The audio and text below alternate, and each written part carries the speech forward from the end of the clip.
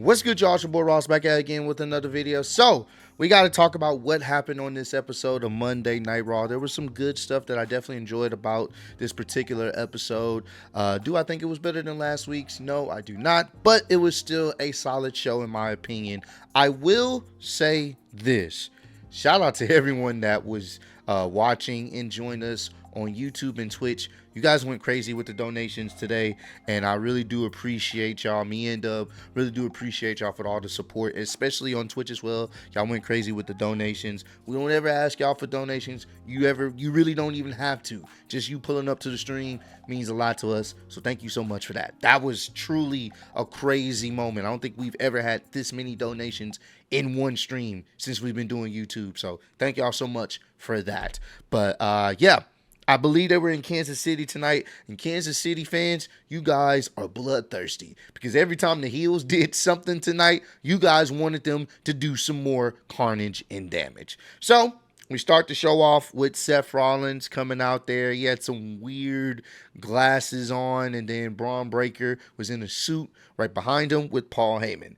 And basically, what Seth was trying to say is he is here to lead WWE into a new future. You know, he knows some of y'all are not gonna like it. Some of y'all are still gonna chant CM Punk. And it was very interesting because I don't think I've heard CM Punk be booed since he's been back in WWE. They were booing CM Punk. You didn't really hear too many CM Punk chants. And then obviously when he mentioned the OTC, you've seen a decent amount of people putting up the putting up the one, and you heard a lot more louder OTC chants. So I thought that was very interesting that CM Punk, when he was mentioned, got booed. But basically, his idea is to lead WWE in the right path. CM Punk can't do it. Roman Reigns can't do it. He can lead WWE into the right path with Paul Heyman and Braun Breaker on his side. And he also name dropped some other people that he feel like can't do it. Jey can't do it. He said John Cena can't do it.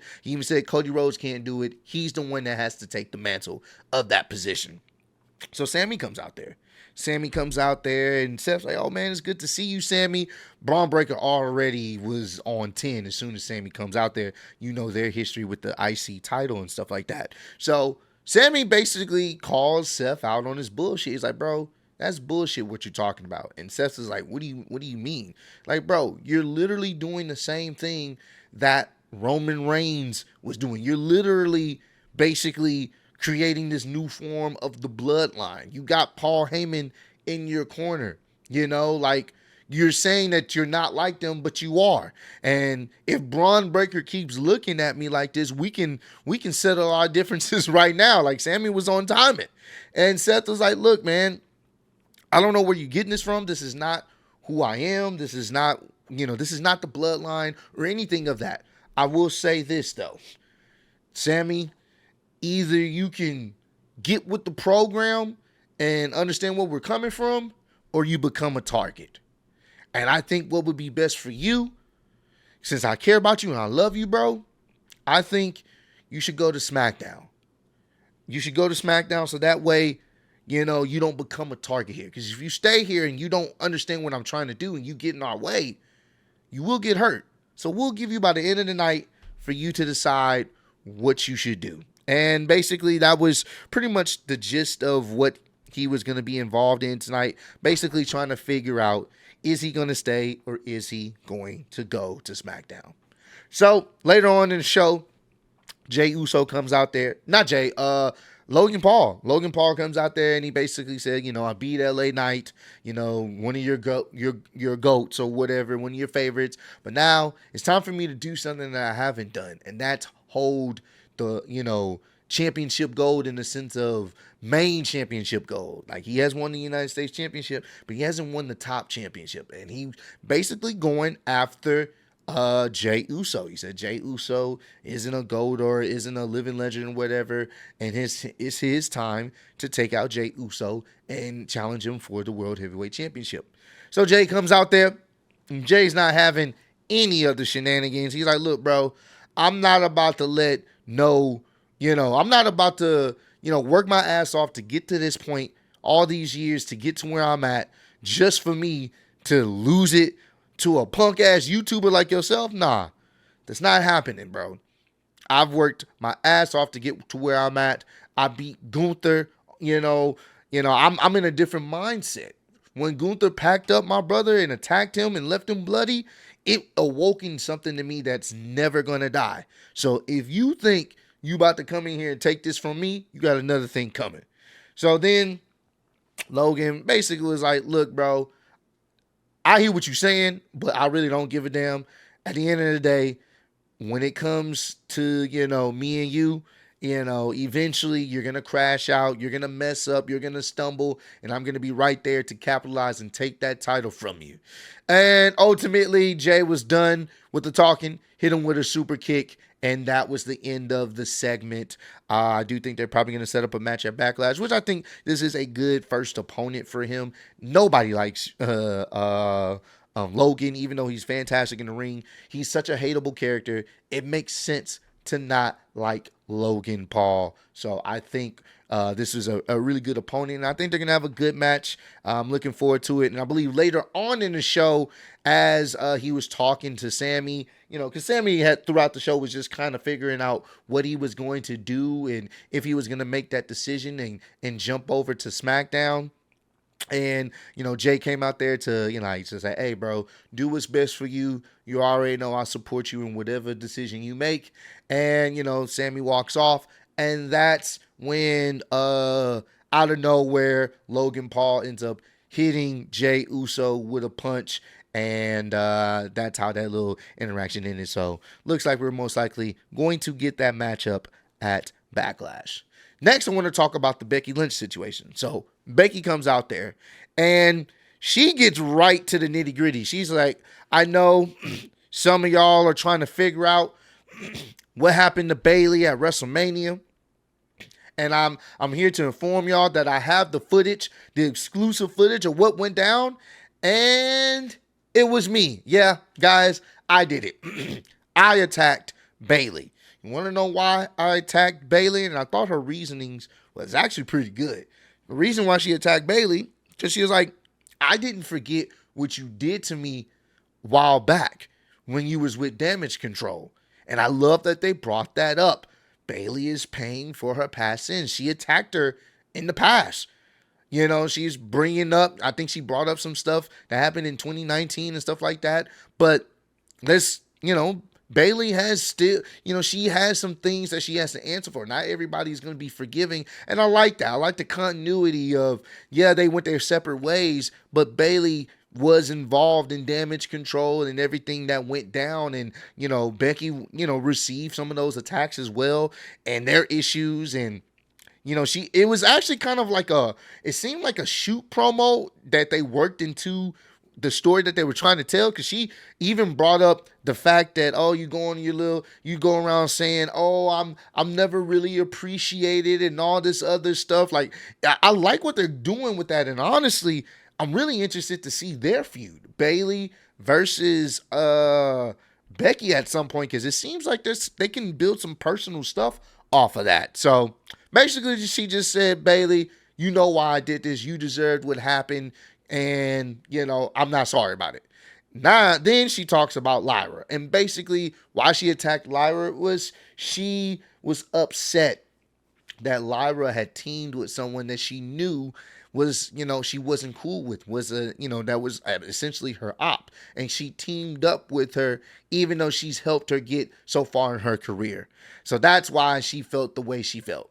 So Lyra comes out there, and granted, Lyra is not the best on the microphone, but I think she did a serviceable job, considering this was, I think this may have been the first time I've seen her on WWE television really have a fired up promo, in a sense of going after someone that she looked up. It was a look up to. It was okay. It was serviceable. So she comes out there, and basically she's like, look, I hear what you're saying, but Bayley told me I need to be careful with somebody like you. And I wasn't sure, because I looked up to you, but now I hear this BS that you're spewing, and no, I don't buy into what you're saying here. At the end of the day, you sat up here and I treated me, attacked me the way you did, and I looked up to you. And this is where it was like, I get where they were going with the promo, but it seemed unnecessary for her to just instantly put her title on the line, because she was like, you know what, we can go right now. Because she got in the ring and, Becky got out. She's like, nah, I'm not just fighting anywhere. We fight on my time. So she basically was like, all right, fine. How about this? We do this at Backlash.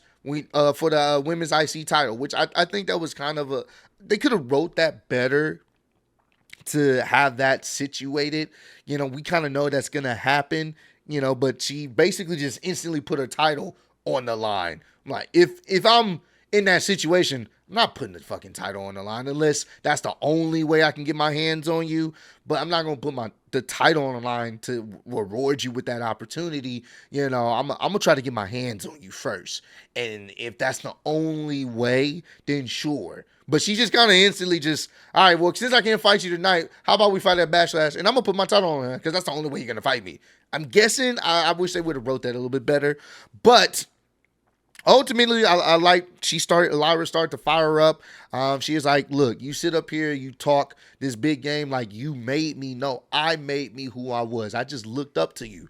This is the same person that beat you for the NXT title when you was in NXT for that temporary run. And at the end of the day, I'm not trying to be the next Becky Lynch. I'm already who I need to be, and we all know I am a better wrestler than you are. So then Becky started going off on the microphone, couldn't really tell what she was saying, and then she ends up getting hit with two boots from Lyra. She had some big boots on, kicked her right in the face, and tried to get her in the ring, and then Becky ran outside by her timekeeper's area. So as Lyra walks up the ramp and she has her back face to the entranceway, she's holding up the women's IC title, and that's when Becky hits her in the head from behind, which I kind of knew that was going to happen. So looks like they're setting up Becky versus Lyra for the IC title. I would really, really love if Bayley got involved at some point. We will see. Next, I want to talk about Pat McAfee. So Pat McAfee had a moment to talk about what happened last week. He stood up on the announce table and he got a microphone and he was just talking about how he's very thankful for everyone support over the years. He gave a pretty a passionate promo about him leaving a legacy, and when he's dead and gone, he wants people to be able to say Pat McAfee was a solid, great dude. But then he started to fire up. He said, but the one thing I'm not going to stand there for is someone hurting my friends. And when you got a solid one right next to you, a certified GOAT, and Michael Cole right next to you, and somebody tries to put their hands and bully them, I'm not standing for that. I stood up for Michael Cole, and I'll do it again. Got a huge pop from that. And basically, he said, look, I know he's been suspended, but I want to fight Gunther. So Nick Aldis, come out there and let's talk. Because I guess Adam Pearce is on vacay or something happened. I don't know. So Nick Aldis is taking over for Monday Night Raw temporarily. Don't know what's going on with that. But Adam Pearce wasn't able to be there. And basically, he wanted Nick Aldis to unsuspend Gunther so he can get his hands on him. And Nick Aldis like, I understand where you're coming from, but I can't do that. But what I can do is have a sanctioned match set up at Backlash. You versus Gunther at Backlash. Do you accept? And Pat McAfee says, yep, I fucking accept. And there it is. There it goes. We have Pat McAfee versus Gunther. Now, if you've seen a few of Pat McAfee's in NXT, he's actually pretty solid. Not that bad. I'm definitely looking forward to this. Rest in peace to Pat McAfee, man. We appreciate your services on commentary, but you're still getting packed up and probably choked out. So, but it should be a fun match. I actually think this is going to be more fun than we expect, and we're probably going to see even a more vicious, unhinged Gunther. Because this is how this all transpired, him being vicious and unhinged. So I'm looking forward to that. Right before we get to the main event segment, Paul Heyman sees Sami Zayn in the locker room, and he basically talks about, he's talking to him. He's like trying to reason with him. He's like, look, I understood why you left the bloodline, And maybe one day we'll have that conversation and you'll understand why I chose to leave. But here's the thing, man. We're trying to do you a favor. You stay here, things are going to get bad for you. But we will do something for you. We'll sweeten the deal. If you go to SmackDown, I can pull some strings, and whoever wins out of John Cena and Randy Orton at Backlash, you become the new number one contender for the WWE Championship. That is what you've always wanted. So think about it. Don't sit here and worry about what's going on Monday Night Raw. Go to SmackDown and do what you're supposed to do. Do what you're potentially destined to do. Become WWE champion. So they basically tried to bribe him. Hey, bro, if you go over there, we got you. You're going to be straight. Just go over there. Don't worry about it. So we get to the main event segment. Seth Rollins already in the ring. He tells Sami to come out there. Sami comes out there.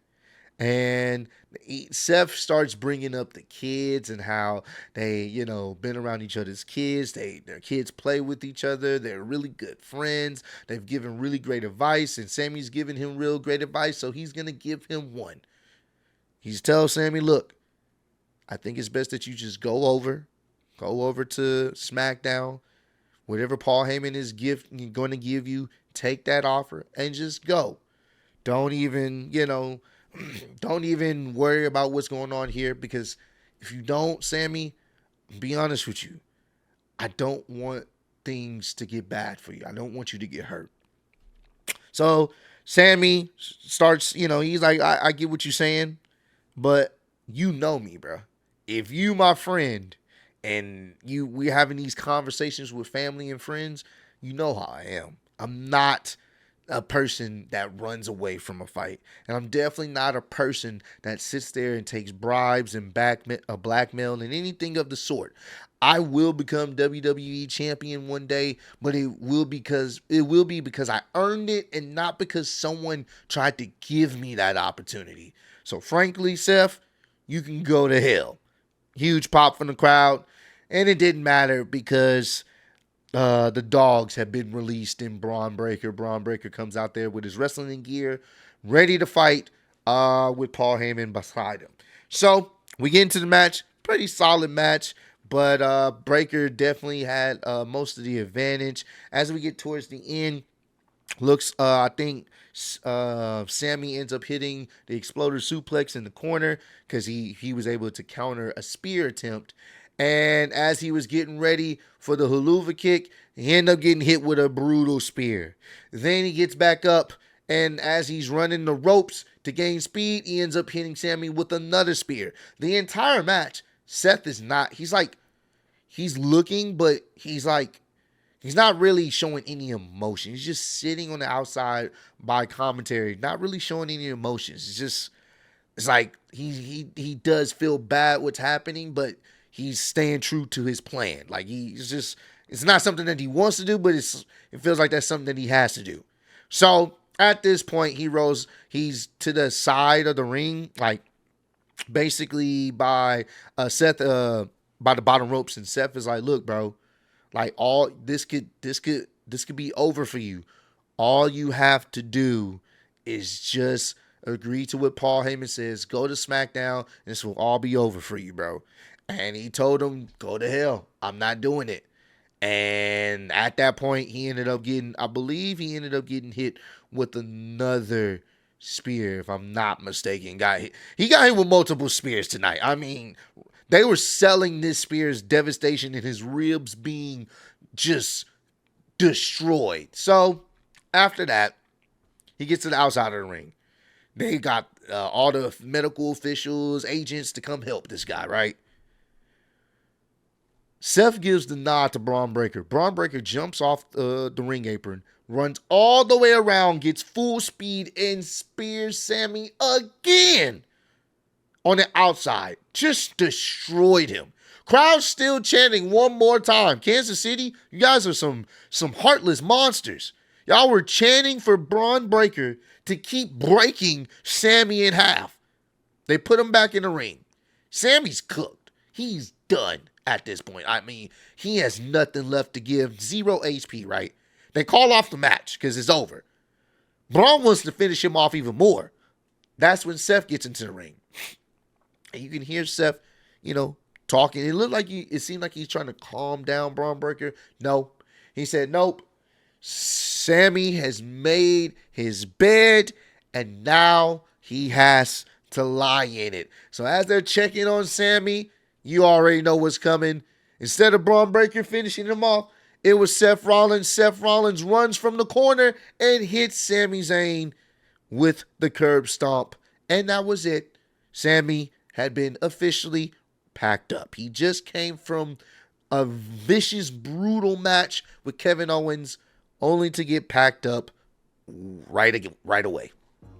And this new alliance or faction or whatever you want to call it with Seth Rollins, Braun Breaker, and Paul Heyman is looking pretty damn dominant. So, hey man, great way to end off the show. Love what they're doing here. It's going to be very interesting to see when CM Punk and Roman Reigns will get involved. I do feel like that's going to be happening at some point relatively soon. We will see. But overall, solid Monday Night Raw. Comment down below. Let me know, did you guys enjoy this episode of Monday Night Raw? What was your favorite part of the show? But I appreciate all love, support. Road to 150K. Appreciate y'all kicking with me. See you on the next one. Peace.